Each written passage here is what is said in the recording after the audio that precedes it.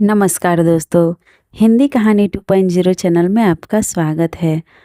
तो आज हम कहानियों की अगली कड़ी में मुंशी प्रेमचंद जी द्वारा लिखित कहानी खुदाई फौजदार को सुनते हैं। लेकिन उससे पहले आप सभी लोग से एक विनम्र अनुरोध है कि अगर चैनल पर नए हैं तो चैनल को सब्सक्राइब जरूर कीजिएगा। कहानी अच्छी लगे तो लाइक शेयर कमेंट ज़रूर कीजिएगा। तो चलिए शुरू करते हैं कहानी खुदाई फौजदार। सेठ नानक चंद को आज फिर वही लिफाफा मिला और वही लिखावट सामने आई तो उनका चेहरा पीला पड़ गया। लिफाफा खोलते हुए हाथ और हृदय दोनों कांपने लगे। खत में क्या है यह उन्हें खूब मालूम था। इसी तरह के 2 खत पहले पा चुके थे। इस तीसरे खत में भी वही धमकियां हैं, इसमें उन्हें संदेह न था। पत्र हाथ में लिए हुए आकाश की ओर ताकने लगे। वह दिल के मजबूत आदमी थे। धमकियों से डरना उन्होंने न सीखा था। मुर्दों से भी अपनी रकम वसूल कर लेते थे। दया या उपकार जैसी मानवीय दुर्बलताएं उन्हें छू भी न गई थी, नहीं तो महाजन ही कैसे बनते। उस पर धर्मनिष्ठ भी थे। हर पूर्णमासी को सत्यनारायण की कथा सुनते थे। हर मंगलवार को महावीर जी को लड्डू चढ़ाते थे। नित्य प्रति जमुना में स्नान करते थे और हर एकादशी को व्रत भी रखते थे और ब्राह्मणों को भोजन कराते थे। और इधर जब से घी में करारा नफा होने लगा था, एक धर्मशाला बनवाने की फिक्र में थे। जमीन ठीक कर ली थी। उनके आसामियों में सैकड़ों ही थवई और बेलदार थे जो केवल सूद में काम को तैयार थे। इंतजार यही था कि कोई ईंट और चूने वाला फंस जाए और 10-20 हजार का दस्तावेज लिखा ले तो सूद में ईंट और चूना भी मिल जाए। इस धर्मनिष्ठा ने उनकी आत्मा को और भी शक्ति प्रदान कर दी थी। देवताओं के आशीर्वाद और प्रताप से उन्हें कभी किसी सौदे में घाटा नहीं हुआ और भीषण परिस्थितियों में भी वह चिरस्थित रहने के आदी थे। किंतु जब से यह धमकियों से भरे हुए पत्र मिलने लगे थे, उन्हें बरबस तरह तरह की शंकाएं व्यथित करने लगी थी। कहीं सचमुच डाकुओं ने छापा मारा तो कौन उनकी सहायता करेगा। दैवीय बाधाओं में तो देवताओं की सहायता पर वह तकिया कर सकते थे, पर सिर पर लटकती हुई इस तलवार के सामने वह श्रद्धा कुछ काम न कर देती थी। रात को उनके द्वार पर केवल एक चौकीदार रहता था। अगर 10-20 हथियारबंद आदमी आ जाए तो वह अकेला क्या कर सकता है। शायद उनकी आहट पाते ही भाग खड़ा हो। पड़ोसियों में कोई ऐसा नजर न आता था जो इस संकट में काम आए। यद्यपि सभी उनके आसामी थे या रह चुके थे, लेकिन यह एहसान फरामोशों का संप्रदाय है। जिस पत्तल में खाता है उसी में छेद करता है। जिसके द्वार पर अवसर पड़ने पर नाक रगड़ता है उसी का दुश्मन हो जाता है। इनसे कोई आशा नहीं। हाँ, किवाड़े सुदृढ़ हैं, उन्हें तोड़ना आसान नहीं। फिर अंदर का दरवाज़ा भी तो है। 100 आदमी लग जाए तो हिलाए न हिले और किसी ओर से हमले का खटका नहीं। इतनी ऊंची सपाट दीवार पर कोई क्या खा के चढ़ेगा। फिर उनके पास राइफलें भी तो हैं। एक राइफल से वह दर्जनों आदमियों को भून कर रख देंगे। मगर इतने प्रतिबंधों के होते हुए भी उनके मन में एक भूख सी समाई रहती थी। कौन जाने चौकीदार भी उन्हीं में मिल गया हो, खिदमतकार भी आस्तीन के सांप हो गए हों। इसलिए वह अब बहुधा अंदर ही रहते थे और जब तक मिलने वालों का पता ठिकाना न पूछ लें उनसे मिलते नहीं थे। फिर भी 2-4 घंटे तो चौपाल में ही बैठने पड़ते थे, नहीं तो सारा कारोबार मिट्टी में न मिल जाता। जितनी देर बाहर रहते थे उनके प्राण जैसे सूली पर टंगे रहते थे। इधर उनके मिजाज में बड़ी तब्दीली हो गई थी। इतने विनम्र और मिष्टभाषी कभी नहीं थे। गालियाँ तो क्या, किसी से तू तकार भी नहीं करते। सूद की हर दर घटा दी गई थी, लेकिन फिर भी चित्त को शांति न मिलती थी। आखिर कई मिनट तक दिल को मजबूत करने के बाद उन्होंने पत्र खोला और जैसे गोली लग गई। सिर में चक्कर आ गया और सारी चीज़ें नाचती हुई मालूम हुई। सांस फूलने लगी, आंखें फैल गई। लिखा था, तुमने हमारे दोनों पत्रों पर कुछ भी ध्यान नहीं दिया। शायद तुम समझते होगे कि पुलिस तुम्हारी रक्षा करेगी, लेकिन यह तुम्हारा भ्रम है। पुलिस उस वक्त आएगी जब हम अपना काम करके 100 कोस निकल गए होंगे। तुम्हारी अक्ल पर पत्थर पड़ गया है, इसमें हमारा कोई दोष नहीं। हम तुमसे सिर्फ 25,000 रुपये मांगते हैं। इतने रुपए दे देना तुम्हारे लिए कुछ भी मुश्किल नहीं। हमें पता है कि तुम्हारे पास 1,00,000 की मोहरें रखी हुई हैं, लेकिन विनाश काले विपरीत बुद्धि। अब हम तुम्हें और ज़्यादा न समझाएंगे। तुमको समझाने की चेष्टा करना ही व्यर्थ है। आज शाम तक अगर रुपए न आ गए तो रात को तुम्हारे ऊपर धावा होगा। अपनी हिफाजत के लिए जिसे बुलाना चाहो बुला लो। जितने आदमी और हथियार जमा करना चाहो जमा कर लो। हम ललकार कराएंगे और दिन दहाड़े आएंगे। हम चोर नहीं हैं, हम वीर हैं और हमारा विश्वास बाहुबल में है। हम जानते हैं कि लक्ष्मी उसी के गले में जयमाल डालती है जो धनुष तोड़ सकता है। सेठ ने तुरंत बहिर खाते बंद कर दिए और रोकड़ संभालकर तिजोरी में रख दिया और सामने का द्वार भीतर से बंद करके मरे हुए से केसर के पास आकर बोले, आज फिर वही खत आया केसर, अब आज ही आ रहे हैं वो। केसर दोहरे बदन की स्त्री थी। यौवन बीत जाने पर भी युवती शौक श्रृंगार में लिप्त रहने वाली उस फलहीन वृक्ष की तरह जो पतझड़ में भी हरी भरी पत्तियों से लदा रहता है। संतान की विफल कामना में जीवन का बड़ा भाग बिता चुकने के बाद अब उसे अपनी संचित माया को भोगने की धुन सवार रहती थी। मालूम नहीं कब आंखें बंद हो जाए, फिर यह थाती किसके हाथ लगेगी कौन जाने। इसलिए उसे सबसे अधिक भय बीमारी का था, जिसे वह मौत का पैगाम समझती थी और नित्य ही कोई न कोई दवा खाती रहती थी। काया के इस वस्त्र को उस समय तक उतारना न चाहती थी जब तक उसमें एक तार भी बाकी रहे। बाल बच्चे होते तो वह मृत्यु का स्वागत करती, लेकिन अब तो उसके जीवन ही के साथ अंत था। फिर क्यों न वह अधिक से अधिक समय तक जिए। हाँ, वह जीवन निरानंद था, उस मधुर ग्रास की भांति जिसे हम इसलिए खा जाते हैं कि रखे रखे सड़ जाएगा। उसने घबराकर कहा, मैं तुमसे कब से कह रही हूँ कि 2-4 महीनों के लिए यहाँ से कहीं भाग चलो, लेकिन तुम सुनते ही नहीं। आखिर क्या करने पर तुले हुए हो। सेठ जी सशंक तो थे ही और यह स्वाभाविक था। ऐसी दशा में कौन शांत रह सकता था, लेकिन वह कायर नहीं थे। उन्हें अब भी विश्वास था कि अगर कोई संकट आ पड़े तो वह कदम पीछे नहीं हटाएंगे। जो कुछ कमजोरी आ गई थी वह संकट को सिर पर मंडराते देखकर भाग गई थी। हिरन भी तो भागने की राह न पाकर शिकारी पर चोट कर बैठता है। कभी कभी नहीं, अक्सर संकट पड़ने पर ही आदमी के जौहर खुलते हैं। इतनी देर में सेठ जी ने एक तरह से भावी विपत्ति का सामना करने का पक्का इरादा कर लिया था। डर क्यों, जो कुछ होना है वह होकर रहेगा। अपनी रक्षा करना हमारा कर्तव्य है, मरना जीना विधि के हाथ में है। सेठानी जी को दिलासा देते हुए बोले, तुम नाहक कितना डरती हो केसर, आखिर वे सब भी तो आदमी हैं। अपनी जान का मोह उन्हें भी तो है, नहीं तो यह कुकर्म ही क्यों करते। मैं खिड़की की आड़ से 10-20 आदमियों को गिरा सकता हूँ। पुलिस को इत्तला देने भी जा रहा हूँ। पुलिस का कर्तव्य है कि हमारी रक्षा करे। हम 10,000 सालाना टैक्स देते हैं। किस लिए? मैं अभी दरोगा जी के पास जाता हूँ। जब सरकार हमसे टैक्स लेती है तो हमारी मदद करना उसका धर्म हो जाता है। राजनीति का यह तत्व उसकी समझ में नहीं आया। वह तो किसी तरह उस भय से मुक्त होना चाहती थी जो उसके दिल में सांप की भांति बैठा फुफकार रहा था। पुलिस का उसे जो अनुभव था उससे चित्त को संतोष न होता था। बोली, पुलिस वालों को बहुत देख चुकी।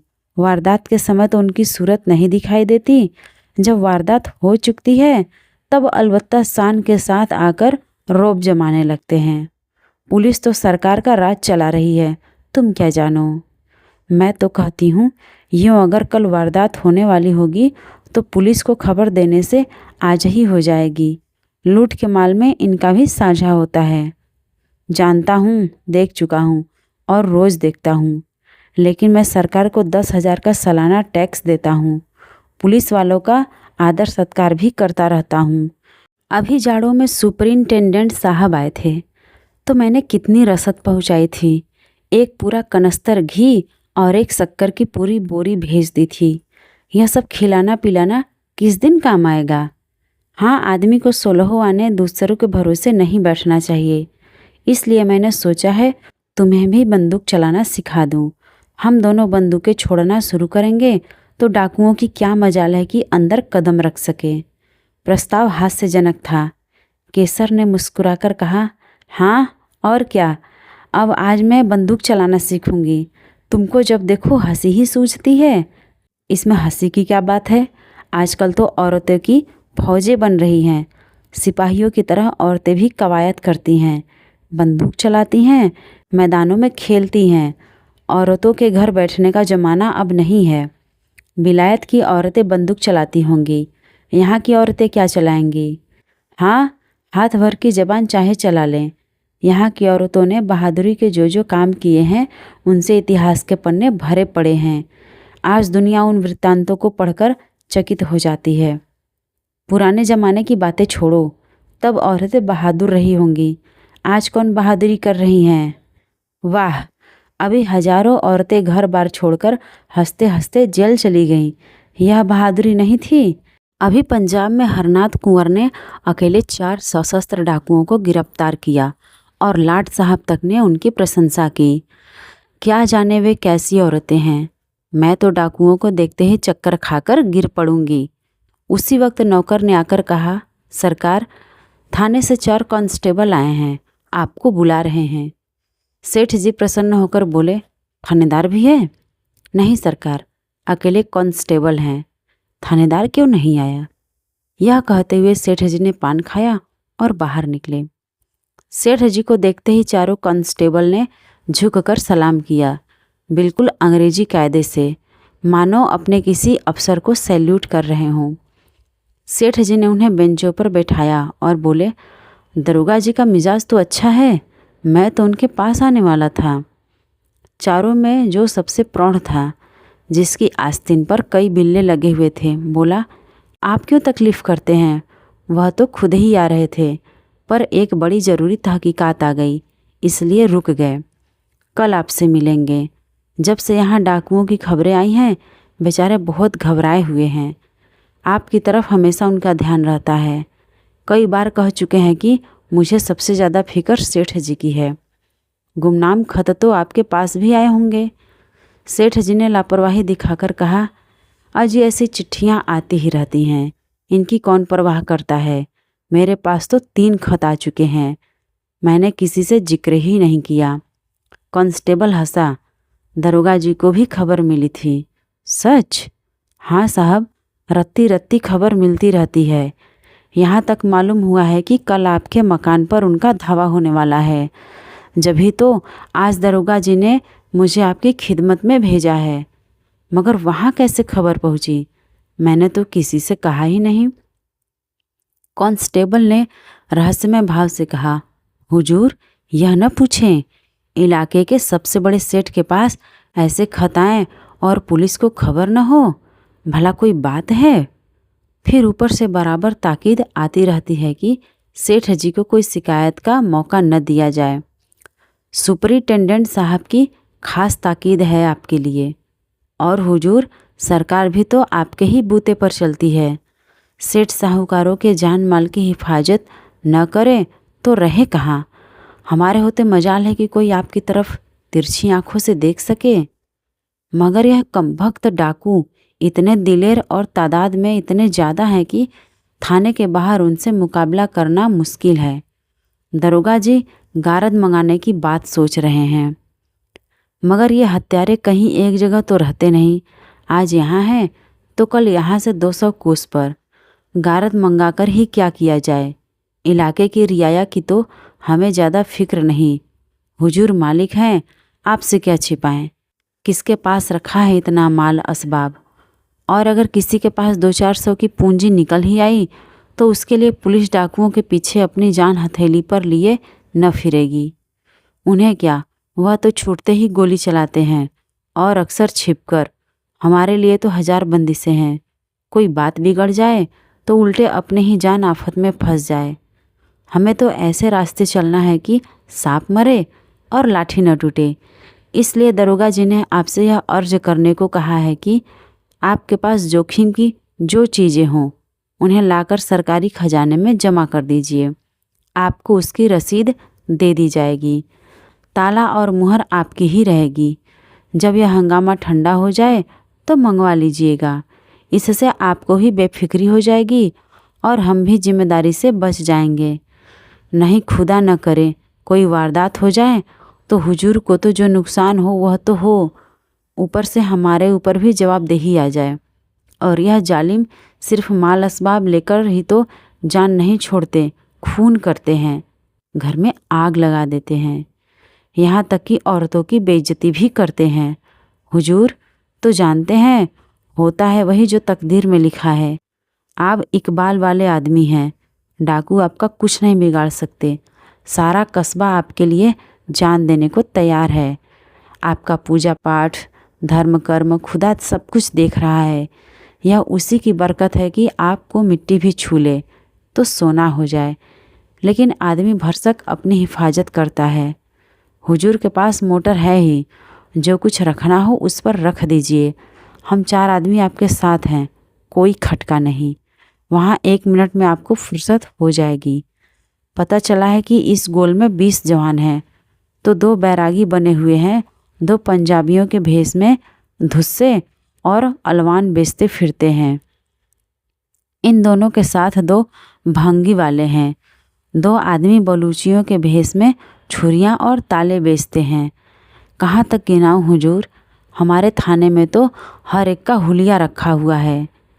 खतरे में आदमी का दिल कमज़ोर हो जाता है और वह ऐसी बातों पर विश्वास कर लेता है जिन पर शायद होश हवास में न करता। जब किसी दवा से रोगी को लाभ नहीं होता तो हम दुआ, ताबीज, ओझों और सयानों की शरण लेते हैं, और वहाँ तो संदेह करने का कोई कारण ही न था। संभव है दरोगा जी का कुछ स्वार्थ हो, मगर सेठ जी इसके लिए तैयार थे। अगर 200-400 बल खाने पड़े तो कोई बड़ी बात नहीं। ऐसे अवसर तो जीवन में आते ही रहते हैं, और इस परिस्थिति में इससे अच्छा दूसरा क्या इंतजाम हो सकता था। बल्कि इसे तो ईश्वरीय प्रेरणा समझना चाहिए। माना उनके पास 2-2 बंदूकें हैं। कुछ लोग मदद करने के लिए निकल ही आएंगे, लेकिन है जान जोखिम। उन्होंने निश्चय किया दरोगा जी की इस कृपा से लाभ उठाना चाहिए। इन्हीं आदमियों को कुछ दे दिलाकर सारी चीज़ें निकलवा लेंगे। दूसरों का क्या भरोसा, कहीं कोई चीज़ उड़ा दे तो बस।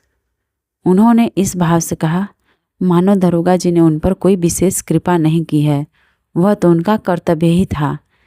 मैंने यहाँ ऐसा प्रबंध किया है कि यहाँ वह सब आते तो उनके दांत खट्टे कर दिए जाते। सारा कस्बा मदद के लिए तैयार था। सभी से तो अपना मित्र भाव है, लेकिन दरोगा जी की तजवीज़ मुझे पसंद है।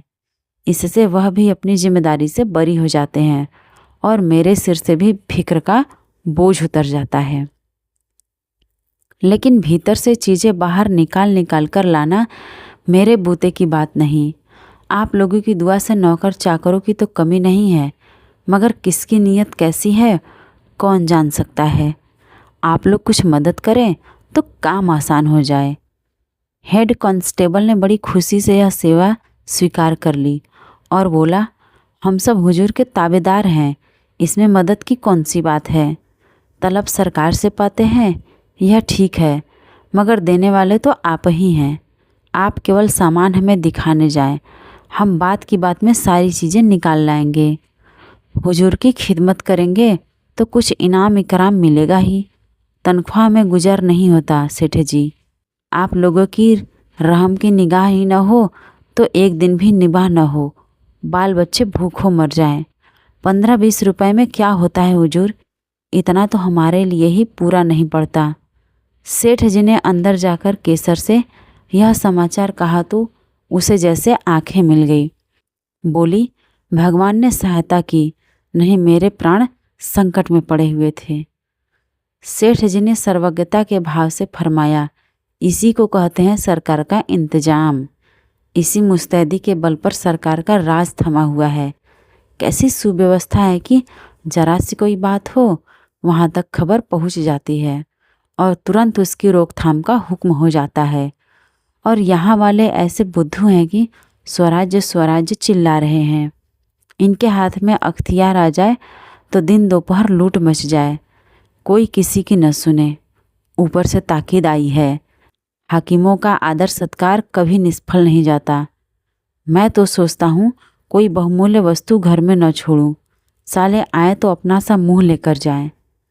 केसर ने मन ही मन प्रसन्न होकर कहा, कुंजी उनके सामने फेंक देना कि जो चीज़ चाहो निकाल ले जाओ, साले झेंप जाएंगे, मुंह में कालिख पुत जाएगी। घमंड तो देखो कि तिथि तक बता दी। यह नहीं समझे कि अंग्रेजी सरकार का राज है, तुम डाल डाल चलो तो वह पात पात चलते हैं।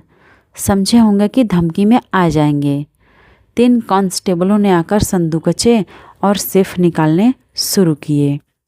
एक बाहर सामान को मोटर पर लाद रहा था और हर एक चीज़ को नोटबुक पर टाकता जाता था।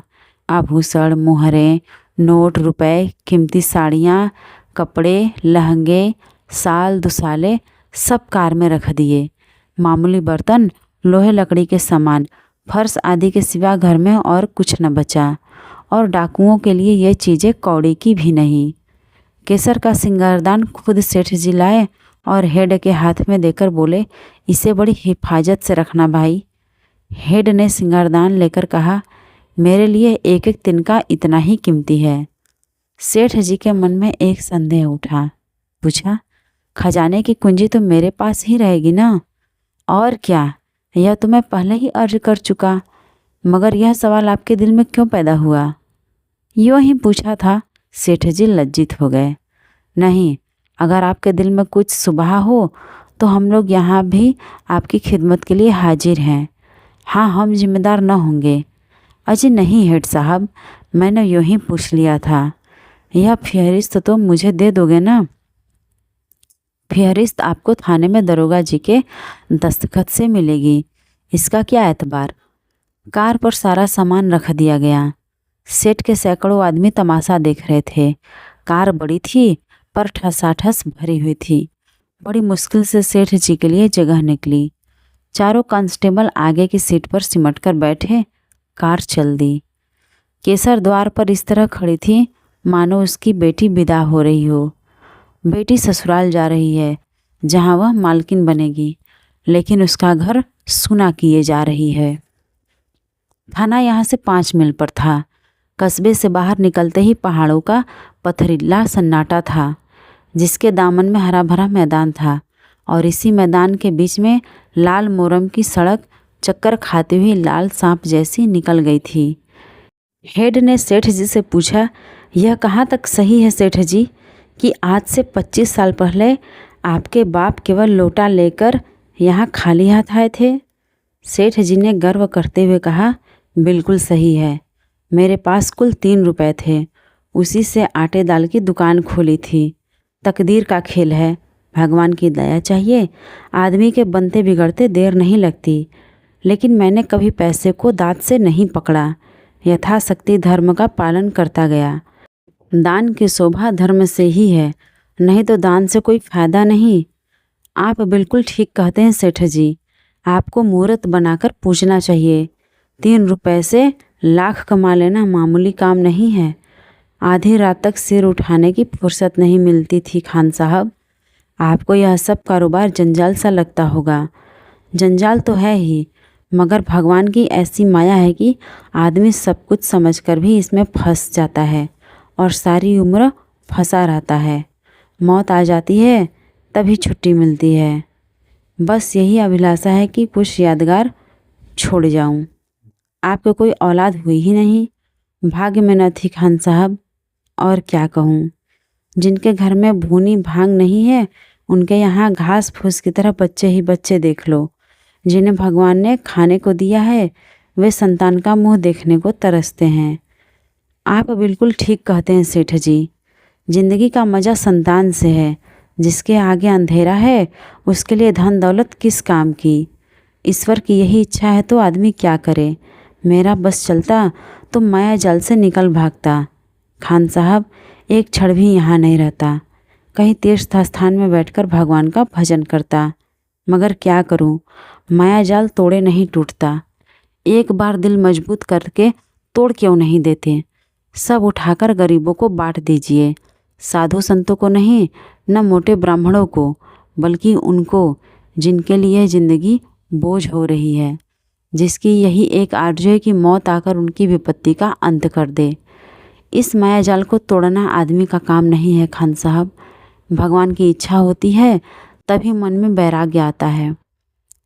आज भगवान ने आपके ऊपर दया की है। हम इस माया जाल को मकड़ी के जाले की तरह तोड़कर आपको आज़ाद करने के लिए भेजे गए हैं। भगवान आपकी भक्ति से प्रसन्न हो गए हैं और आपको इस बंधन में नहीं रखना चाहते, जीवन मुक्त कर देना चाहते हैं। ऐसी भगवान की दया हो जाती तो क्या पूछना खान साहब। भगवान की ऐसी ही दया है सेठ जी, विश्वास मानिए। हमें इसीलिए उन्होंने मृत्युलोक में तैनात किया है। हम कितने ही माया जाल के कैदियों की बेड़ियां काट चुके हैं, आज आपकी बारी है। सेठ जी की नाड़ियों में जैसे रक्त का प्रवाह बंद हो गया। सहमी हुई आँखों से सिपाहियों को देखा, फिर बोले, आप बड़े हंसोड़ हो खान साहब। हमारे जीवन का सिद्धांत है कि किसी को कष्ट मत दो, लेकिन ये रुपए वाले कुछ ऐसी औंधी खोपड़ी के लोग हैं कि जो उनका उद्धार करने के लिए आता है उसी के दुश्मन हो जाते हैं। हम आपकी बेड़ियां काटने आए हैं, लेकिन अगर आपसे कहें कि यह सब जमा जत्था और लत्ता पत्ता छोड़कर घर की राह लीजिए तो आप चीखना चिल्लाना शुरू कर देंगे। हम लोग वही खुदाई फौजदार हैं जिनके इत्तलाई खत आपके पास पहुंच चुके हैं। सेठ जी मानो आकाश से पाताल में गिर पड़े।